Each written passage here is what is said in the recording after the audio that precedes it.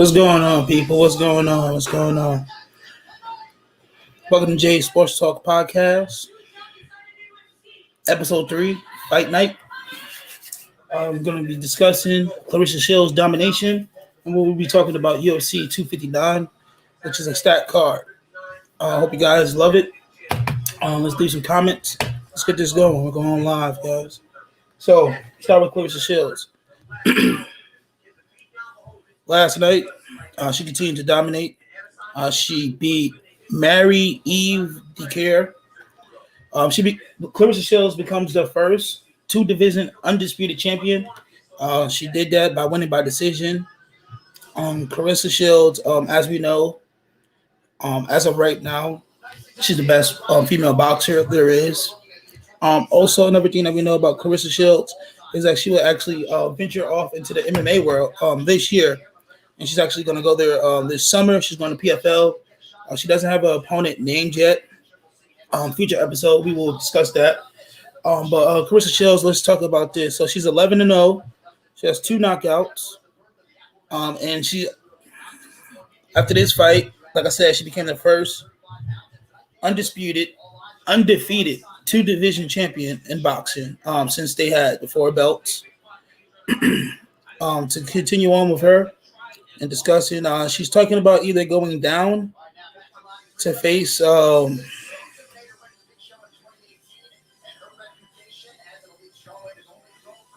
beat Savannah Marshall, who was one of the few people that beat her as an amateur. If you don't know, Claressa Shields, as a boxer, she has won 2 Olympic gold medals.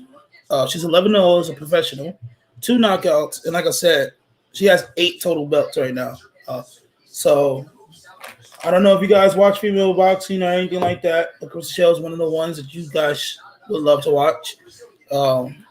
She not only is she a great boxer, if you're a guy that likes women, that is stacked and has a nice feature to her, she also has that also. One of the things that she said is that they got to pay me a lot of money to lose my butt to go down to 147. So Claressa Shields, she's willing to do it, but she's got to get paid for it. But yeah, her. If you haven't watched the clips yet of that fight, I advise you guys to please watch the clips of it. Claressa Shields she's just too much for many people. I would love to see her go to the UFC, not PFL. I would love to see her possibly go against somebody like Cyborg or Nunez. Cyborg isn't there anymore. So the Nunez fight would be the only really big fight. I think that would have worked for Claressa Shields. Her going to PFL, getting some money, getting some experience, and then possibly going to the UFC and competing against Nunez was a smarter move. So great decision by her and her management team. So look forward to Claressa Shields moving on for that. All right, now pushing forward, we're going to go talk about UFC 259, which is a stat card. I'm actually watching right now. Sorry if you guys hear it in the background. I'm watching the early prelims right now. So we have some wins already. We got Trayvon Jones with a very exciting TKO knockout of Mario Bautista in the second round, 47 seconds into the second round. Look forward to see Trayvon fight again in the bantamweight division. Possibly, I actually like to see him maybe possibly move up and give lightweight a chance. But for that division, Trayvon Jones is in a good spot. A future fight for him, can't think of one right now. I'll get back to that. Maybe the winner of the fight later on today between Kyler Phillips and Song Young Dong, but I don't know. I think Trayvon Jones is one of those guys. He needs more experience in the octagon. Giving him a fight like that too early wouldn't be too good for him. And then I'm just gonna say his last name. Medic defeated Alan Cruz. These guys were both winners of the Contender Series. Dana White. This fight went way too long. This fight was over. Total strikes was 48-0. It ended by TKO in a minute and 40 seconds into the first round. Total domination. I can't even assess either guy. I can just tell you that Cruz has a lot more heart than what he should have had. That fight was over as soon as he got hit the first time. But yeah, let's go ahead and look at this. So also on early prelims, we do have a Tim Elliott versus Jordan Espinoza fight. Kind of skipped through a couple of fights there because Jake Matthews and Sean Brady may be good, but anyway, Tim Elliott versus Jordan Espinoza. That's going to be a good fight. I see Tim Elliott winning that though. I don't really see Jordan competing with him. Tim Elliott is a guy who's probably at the tail end of his career for sure. He's 35 now. Was turning 35 this year, and he has 18 wins and 11 losses total in his career. Wouldn't be surprised if he actually hung it up after a win today. I actually expect it.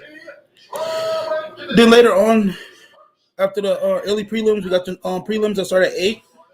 We start off with Kai Kara France versus Bunk Turin. That's a good fight. Don't know how to pronounce the guy's name right, but it is a good fight. Kai Kara France was one of the guys we seen last year fight during the pandemic when he beat Tyson Nam. He also 2 years ago lost to Brandon Moreno in a decision, but that was a really good fight. He's a guy that we seen go out there and compete. He's actually one of the guys that was a top prospect in the UFC a couple of years ago, and a guy that they had a lot of faith in.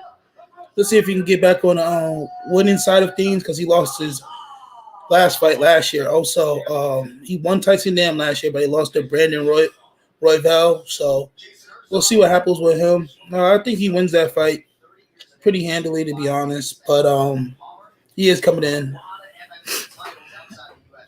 as an underdog actually for that fight. Joseph Benavidez, we're going to have a catchweight fight. They're fighting at 127 against Askarov. Right now, I believe that's going to be the fight of the night. Askarov is a guy that is 12-0. He's from Russia. He is actually deaf. He's a freestyle wrestler. He comes in with a lot of experience, even though he doesn't have much of a record. Joseph Benavidez is a guy that also has a lot of experience. He has 35 total fights, 7 of those being losses, 28 wins. He has 8 by knockout and 9 by submission and 11 by decision. Benavidez is a guy that we've all seen for quite some time now. He's one of those guys that competed for the belt a couple of times or was pretty close to it. He's also towards the tail end of his career, but I feel like he has a couple of years left in him. But very interesting fight. I do believe that Benavidez will probably lose this fight. I don't necessarily see him winning that at all. Askarov is a legit fighter, and I think this is going to be his first stepping stone towards stardom.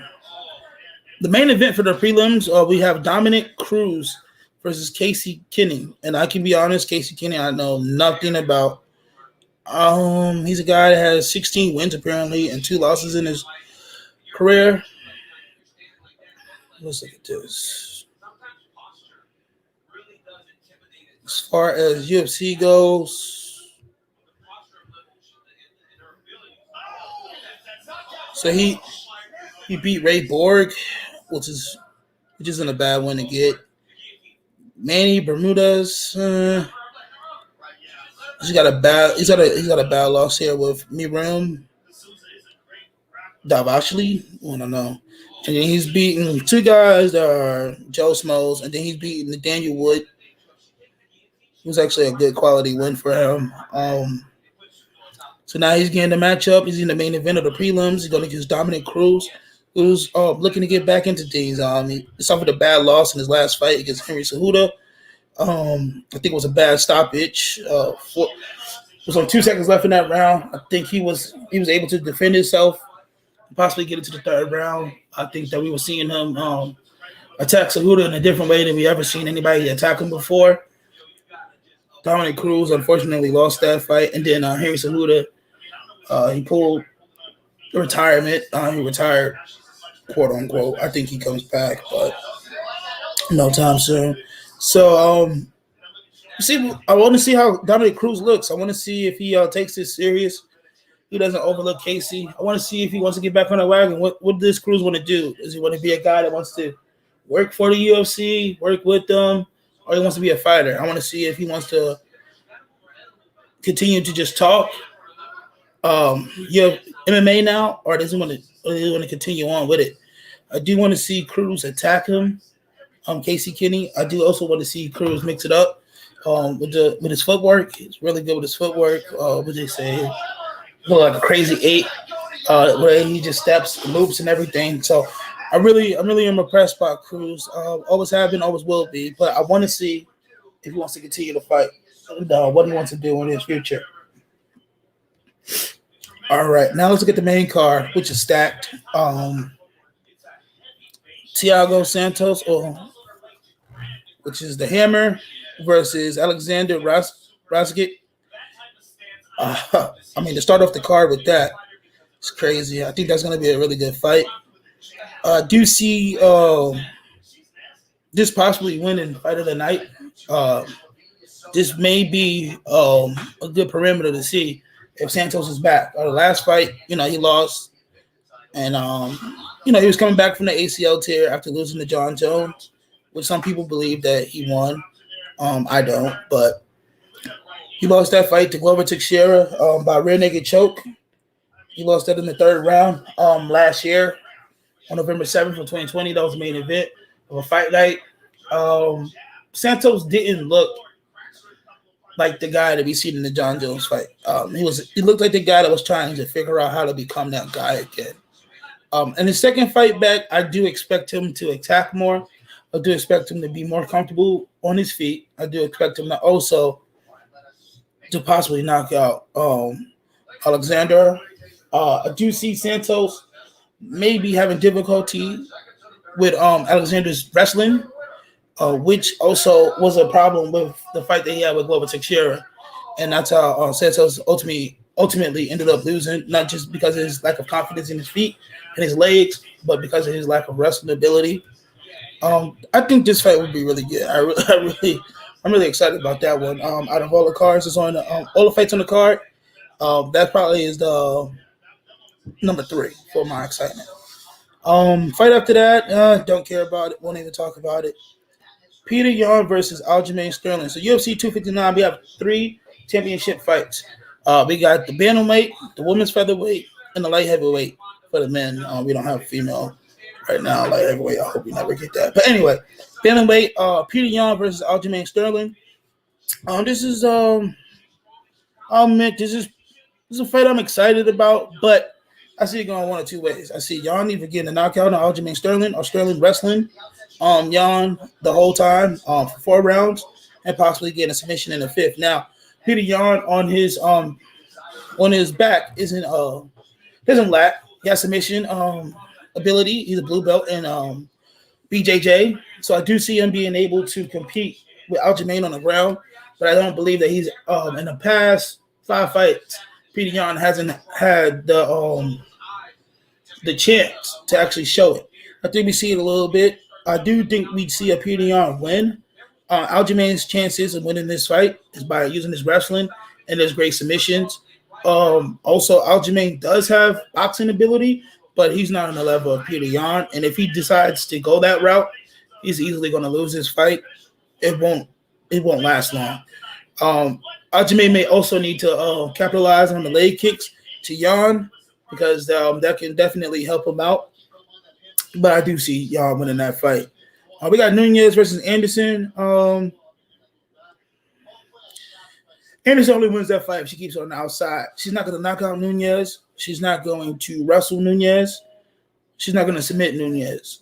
Her only way of winning this fight is by using her jab or by possibly kicking Nunes' legs the way that Nunes used that against Shayna Baszler and forcing Nunes to stop fighting or stop her will of fighting.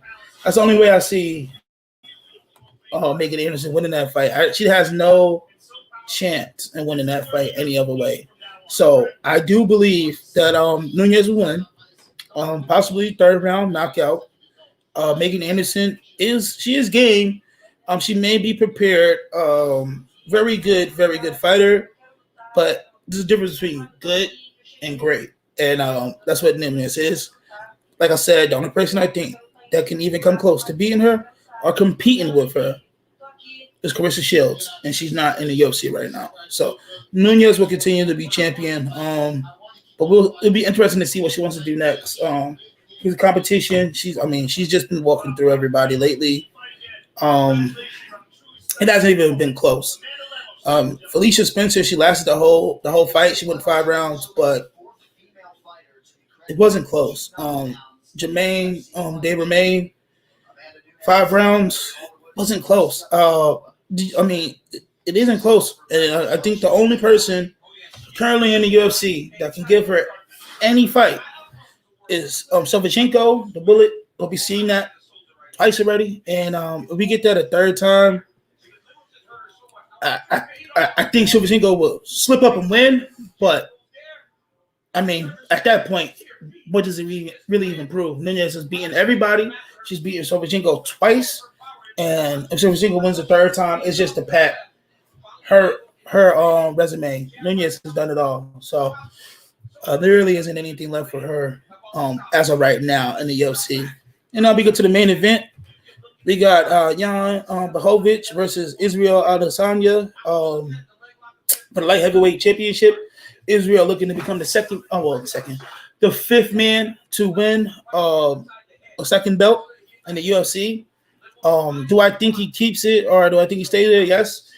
Do I think that he is done in middleweight? No. So I think that Izzy will become the second man to actually defend both belts if he wins. I do see him going back down to middleweight and defending. Possibly we get Robert Whittaker versus him again. Number two. After that, I do see him possibly trying to go for the John Jones fight. But as of right now, Israel is locked on Blachowicz. He's made him a target. He wants the belt. He said at first UFC, he wasn't thinking about it, but the UFC approached him and his management team about it. And he said he wanted it.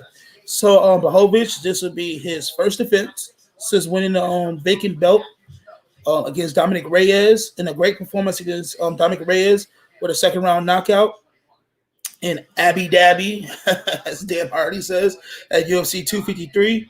Blachowicz is a great fighter, great stand up, super strong, what he calls Polish power.